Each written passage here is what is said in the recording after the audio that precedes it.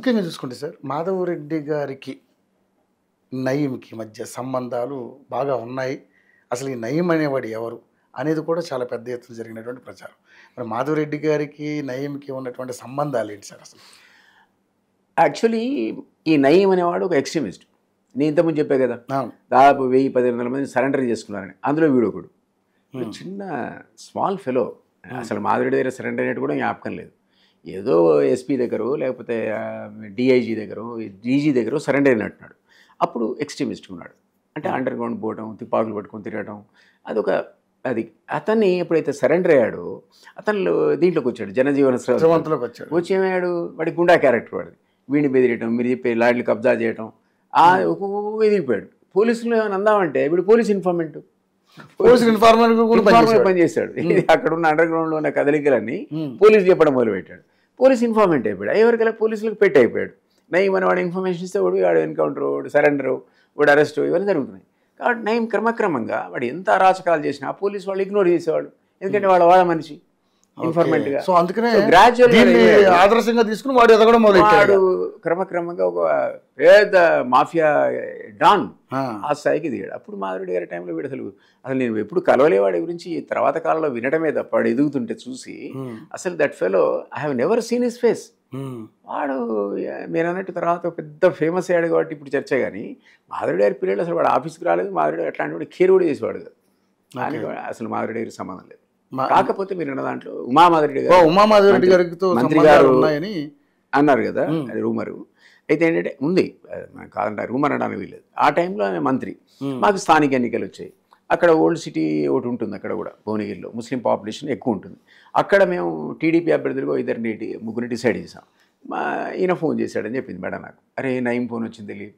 అప్పటికి డాను ఎట్లా ఏం చేయాలి, ఇద్దరిని నా క్యాండిడేట్స్ ఉంటున్నారు, మీ వాళ్ళు పెట్టడానికి వీల్లేదంటాడే, లేదా ఒకరిని మీరు నా క్యాండిడేట్ని తీసుకోవాలంటున్నాడు, ఒకరినేమో ఆ క్యాండిడేట్ తీసుకోవాలట, ఓ ఇద్దరినేమో అసలు ఎవరు పెట్టద్దట. అబ్బా డిక్టేషన్. ఏం చేద్దామని మేడం నన్ను ఇక వారి హస్బెండ్కే నేను సలహాదారు కదా, న్యాచురల్గా ఇట్లాంటి డిపెండ్ అయ్యేది. నేనన్నా మేడం ఎందుకు వచ్చి తలనొప్పి. అతను కూడా సజెస్ట్ చేసేది మైనారిటీ పేర్లే కాబట్టి ఒకటేమో టీడీపీ కింద తీసుకొని టికెట్ ఇచ్చేయండి, ఆ ఇద్దరిని వదిలేద్దాం పోని, అతనే పెట్టుకొని ముస్లింలే చెప్తున్నాడు కదా, ఎందుకు వచ్చిన గొడవ అంటే పాపం వదిలేస్తుంది. ఒకటేమో అది ఇచ్చిన క్యాండిడేట్ మా క్యాండిడేట్ అయ్యాడు, ఒక ఇద్దరి చోట్ల అతని క్యాండిడేట్ పెట్టుకొని గెలిచారు అందరు.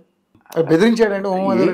బెదిరించడం అనేది ఇంపాసిబుల్, కానీ బెదిరించడం ఇంపాసిబుల్. బట్ ఆమె ఫీల్ అయింది, ఇంటర్ఫీరెన్స్ న్యూసెన్స్ ఏంది ఇది, అంతే కదా, తనలోకి మన పాలిటిక్స్లో దూరుతాడు, మన క్యాండిడేట్లు నీ క్యాండిడేట్ పెట్టి అంటాడు అని అంతవరకు ఇంటర్ఫరెన్స్ నాకు తెలుసు. కానీ అప్పుడు కూడా నాకు నేను ప్రత్యక్షంగా పరిచయం లేడు. ఆమెతో కాల్ చేశాడని ఆమె చెప్తే విన్నా తప్ప నాకు ఫోన్ చేయలేదు. నా ఇంటర్ఫరెన్స్ ఏ కారణం చేతనో అతను నన్ను అవాయిడ్ చేశాడు. సో అందువల్ల ఇది కరెక్ట్ కాదు. ఒకటేమో మాధవరెడ్డి స్పాన్సర్డ్ క్యాండిడేట్ కాదు, వాడు సరెండర్డ్ అంతే. ఆయన ముందు ఉమామాధవరెడ్డికి వాడికి ఉన్న సంబంధం ఇంతకు మించి ఏమీ లేదు అక్కడ. ఆమెనే వీడు బ్లాక్ మెయిలర్ గాడని ఫీల్ అయ్యేటువంటి పరిస్థితి. నేను ఆ డీజీ గారికి చెప్పా కూడా, ఏం సరే న్యూసెన్స్ వీడు మీరు కంట్రోల్ చేయడం. అప్పుడు కూడా దొర ఉండేవాడు, వచ్చాడు. వస్తే మేడం దగ్గర మేడం కూర్చొని చెప్పాం, ఈ న్యూసెన్స్ అంటే ఎవడండి వీడు, మీరే మీ ఇన్ఫార్మెంట్ అంటే వీడు, మీ వల్ల వాడు ఆగడాలు అసలు ఎక్కువైపోతున్నాయని మేము ఆయనకు దృష్టికి తీసుకొచ్చాం.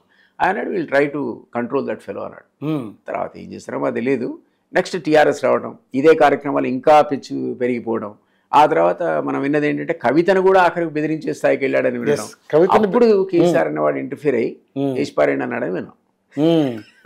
అట్లా నయం కథ అయిపోయాడు తప్ప అప్పటి వరకు వాడు ఒక వెలిగాడు.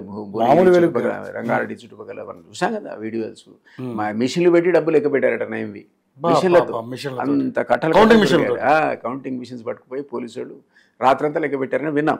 సంచుల్లో మోసుకొని కోర్టుకు పోతుంటే చూసాం, బ్యాగులు కోర్టులో ప్రొడ్యూస్ చేశారు, బ్యాగ్స్ ఆఫ్ కరెన్సీ. ఇక ల్యాండ్ సంగతి, కబ్జాల సంగతి, మర్డర్ల సంగతి దేవుడు చాలా ఎన్నో జరిగినాయి. సో ఫేమస్ మాఫియా డాన్ అయ్యాడు.